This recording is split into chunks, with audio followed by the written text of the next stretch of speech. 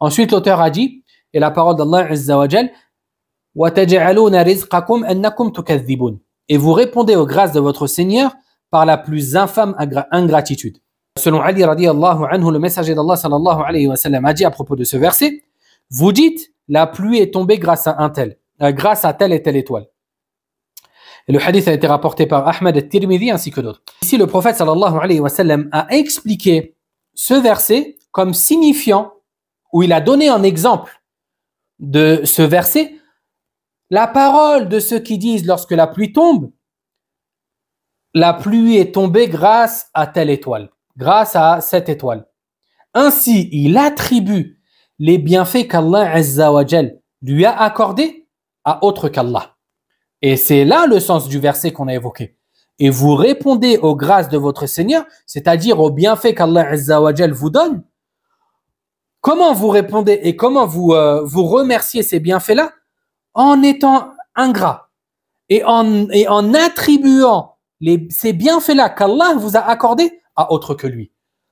Allah vous a accordé la pluie, mais vous, au lieu de dire merci Allah, louange à toi qui a fait tomber sur nous la pluie, vous accordez et vous attribuez cette pluie-là à autre que lui. Vous dites c'est grâce à cette étoile que nous avons été gratifiés de la pluie. Et c'est là la plus infâme des ingratitudes.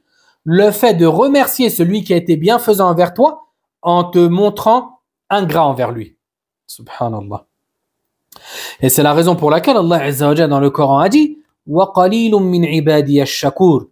Et peu de mes serviteurs se montrent très reconnaissants. وَقَلِيلٌ مِّنْ عِبَادِيَ الشَّكُورِ. Subhanallah.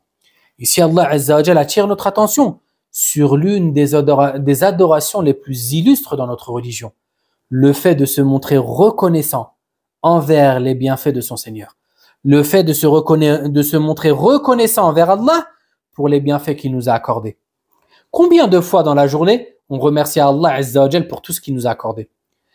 Et qui d'entre nous serait capable de recenser que dans une seule journée, allez même pas, que dans la moitié d'une journée ou que dans une heure, tous les bienfaits qu'Allah Azza wa Jal lui a accordés? Ceci est impossible. C'est pour ça qu'Allah Ta'ala nous dit à plusieurs reprises dans le Coran, à 2 ou 3 reprises, وَإِن تَعُدُّوا نِعْمَةَ اللَّهِ لَا تُحْصُوهَا. Et si vous vouliez recenser les bienfaits d'Allah, vous ne pourriez pas. Ceci car les bienfaits d'Allah Azza wa Jal coulent sur nous alors qu'on ne s'en rend même pas compte. Le bienfait de la vue, le bienfait de la santé, le bienfait de la sécurité, le bienfait des richesses, le bienfait de la religion, le bienfait du dogme authentique, tous ces bienfaits-là, le fait que tu puisses bouger tes 10 doigts sans difficulté, sache qu'il y a dans le monde des gens qui ne sont pas capables de les bouger et d'autres qui les bougent avec une extrême difficulté. Le fait d'avoir simplement de la salive dans la bouche, alors que d'autres sont privés de ce bienfait-là et qui sont atteints d'une maladie qui les prive de toute humidité dans leur bouche.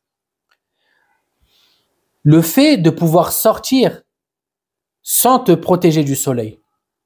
Or qu'il y a des gens atteints d'une maladie qui ne peuvent même pas s'exposer au soleil car les rayons de ce dernier leur brûleraient la peau.